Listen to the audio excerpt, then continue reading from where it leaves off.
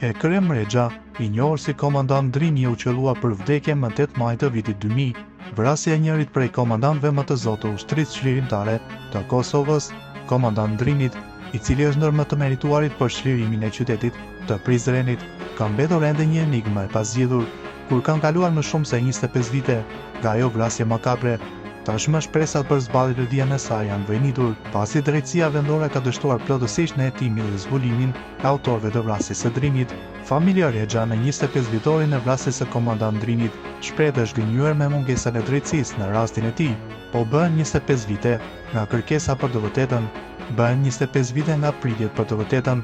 bën 25 vite pikëllimi, bën 25 vite dëshpërim për të ditur mbi fatin e babait ton, Ekrem Rexhës, komandant Drinit. Edhe pas 25 vitesh me përsëri, sot do të jemi në Ladnovic, duke përkujtuar babin ton, duke përsëritur për të 25 të merë. Ne qëndrojmë pranë varrit të tij për ta kujtuar veprën dhe sakrificën e tij për një Kosovë të lirë, por njëkohësisht me heshtje dhe dhimbje, gjithnjë shprehim shkënjimin ton për mos veprimin e institucioneve të drejtësisë. Mund për ato për të cilat komandant Drini ka luftuar, thuhet në të tjera në reagimin e familjes Rexha. Ata theksojnë se Drini u vran nga tradhtarët, të cilët sipas tyre janë dorë zgjatur e Serbisë në Kosovë. Mos e lejonin që edhe Nipa të pyesin çfarë ndodhi me gjyshin, i plagosur në luftë në Shkau, i vrarë në liri nga tradhtarët, dorë zgjatur e Serbisë. Ende sot nuk ka drejtësi për çlirimtarin e Prizrenit, thuhet më tej në reagimin e familjes së komandant Drinit. Sipas analizëve, shpresa e vetme për zbardhjen e kësaj vrasje mbetet gjykata speciale, ani pse ato janë të vogla. Ata thonë se kjo vrasje u porosit në armiqtë e Kosovës, por u realizuar nga shqiptarët, të paktën kështu deklaron analisti dhe publicisti Skënder Zogaj. Vrasja e Ekrem Rexhës ose komandant Drinit është njëri nga aktet më të shëmtuara në historinë tonë, sepse lidhet me tradhtinë kombëtare, ka ndodhur pas çlirimit të Kosovës, që nuk kupton se ishte një vrasje e porositur nga armiqtë e Kosovës, por e realizuar nga vetë shqiptarët e Kosovës, shpreh Zogaj.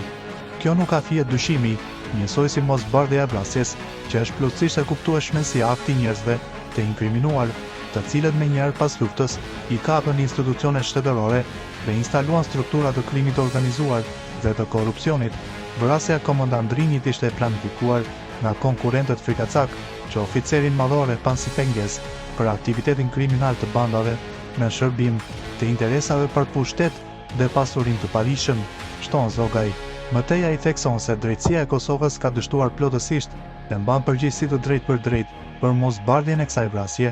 Komandant Drini njihej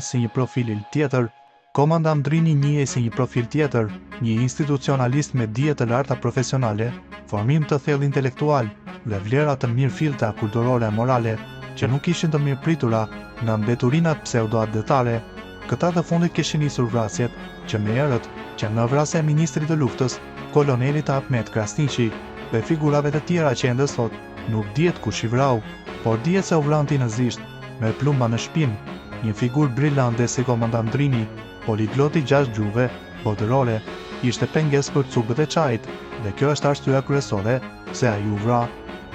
Por përveç vrasjes dhe fajtorja më e madhe mbetet drejtësia në Kosovë, që heshti dhe